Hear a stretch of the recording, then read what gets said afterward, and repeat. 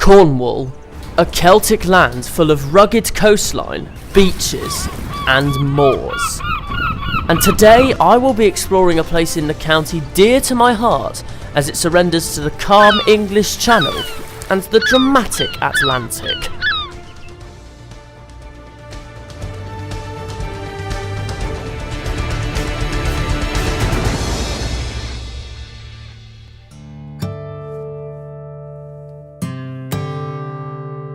Welcome to Newlyn, a seaside town and fishing port that lies on the shores of Mounts Bay, adjacent to its neighbour, Penzance. It is located in southwest Cornwall on the Penwith Peninsula and has a population of 4,432 people.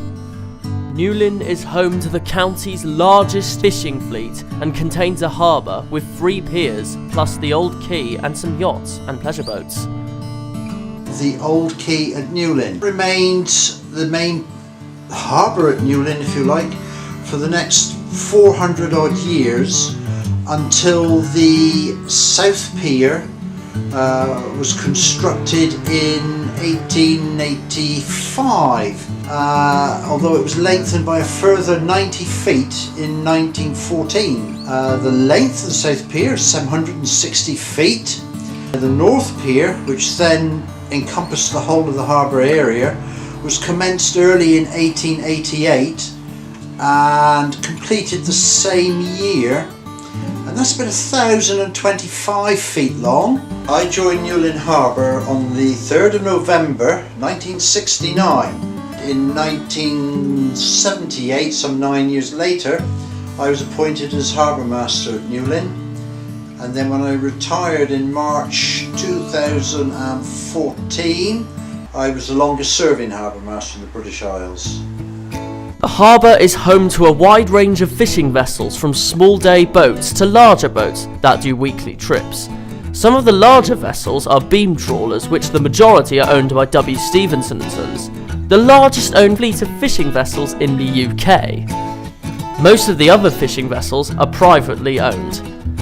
Fishing is the UK's most dangerous job. You're battling the elements of nature, the sea, the wind, the rain, and the sea can be really, really ferocious. It can be very, very dangerous and a very powerful thing, so you have to treat it with respect. Some days when the fishing's quiet and the weather's fine, it can be quite sociable. Get up, you have breakfast, sort of like before daylight. Then daylight comes, you start your work, and you might finish 10, 11 o'clock at night. Yeah, I do miss it sometimes. On days like this, why wouldn't you miss it? You know, you're not sat in an office stuck in front of a computer screen. You know, you're at sea, the weather's beautiful, there's no traffic jams, there's no people going on. You're at sea, you know, it's quiet, it's tranquil, peaceful. You see the sunset, you see the sunrise, beautiful.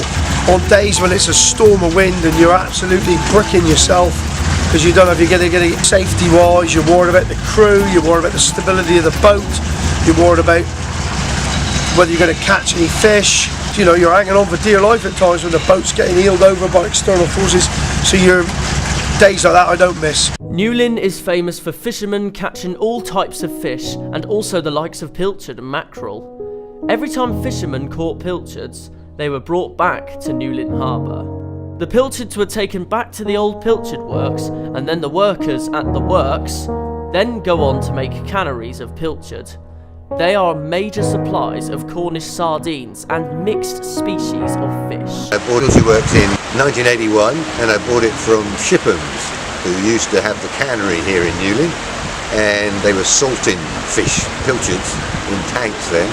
When we bought the Pilchard Works, it was producing salted whole pilchards, salted for 6 months, pressed into wooden barrels and boxes and then sent to Italy. It was the last place that was producing salt pilchards since 1555. Newlyn also have a bustling fish market where other fish is produced and being sold. This fish market is one of the busiest in the country. The fish is displayed in coloured rectangular boxes and ticketed awaiting auction. Some of the fish are destined for local restaurants, but most are sold to the buyers from various other European countries, especially to the likes of France, Spain and Portugal. Newlyn is home to different fishing vessels such as beam trawlers, long liners, gill betters, crabbers, and even small open boats used for hand lining for mackerel. But Newlyn has other boats too. Here we have a lifeboat, and Newlyn is home to the Rnli Pendley Lifeboat Station. I joined the Rnli in 1970 as a committee member on the local, which was then the Pendley Penzance branch. Serving on the committee, you look after the boat, the crew. It's very time consuming. Although I think the worst event, as far as I am concerned, it was the loss of the Solomon Brown in 81. That night we walked the road from Penzance, or from Newlyn to Mousel along the cliffs, shouting for the Pendley lifeboat, the Solomon Brown, on the portable VHF.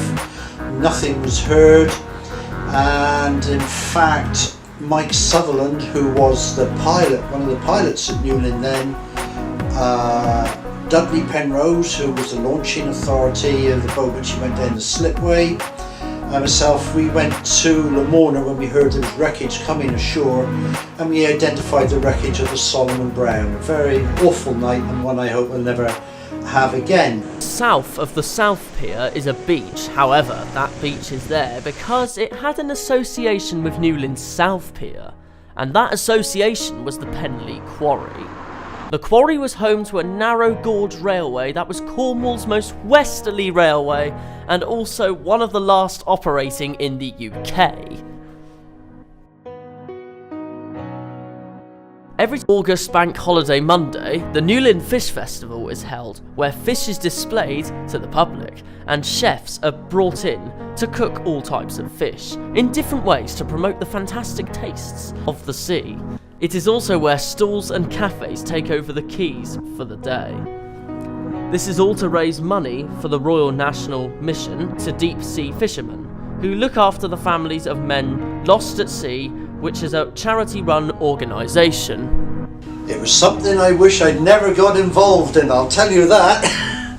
When it first started, there was 4 of us who started that. It was Len Scott from the Fishermen's Mission, Elizabeth Stevenson, myself, and Mick Townsend from the Cornwall Fish Producers Organisation. And from day one, it got so involved, people wanted it, and so we just had to carry on with it. There are the fish stalls on the market, the fish stall is still there, there's a lot of cookery. To see how it has developed, and we've got so many thousands of people now, it's certainly something that's put Newlyn on the map. Newlyn is also a favourite haunt for artists. Edwardian painters formed the Newlyn School Artists Colony.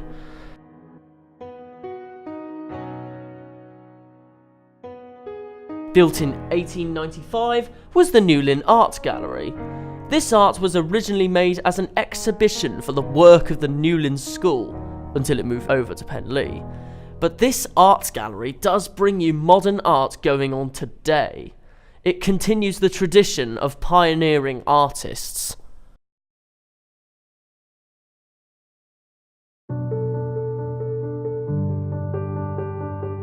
Today, Newlyn is becoming more diverse, turning into a seaside town with a wide range of different attractions.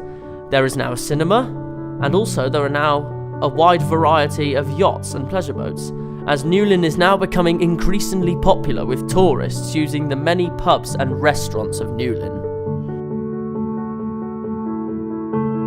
I would like to see, personally, it remain as a village. However, I don't think it will. It is unique, and I think its uniqueness is going to encourage other people to want to come down here and live, and not be of any real benefit to the village. I think that there will always be a fishing industry here, and I would like to think that it may prosper. One thing that will be against us, of course, is its geographical position.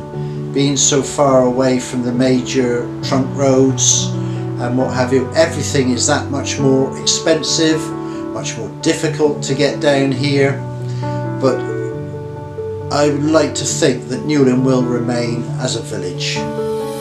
Next time, I will be travelling to the most westerly point on the land, Britain's one and only Land's End. See you then.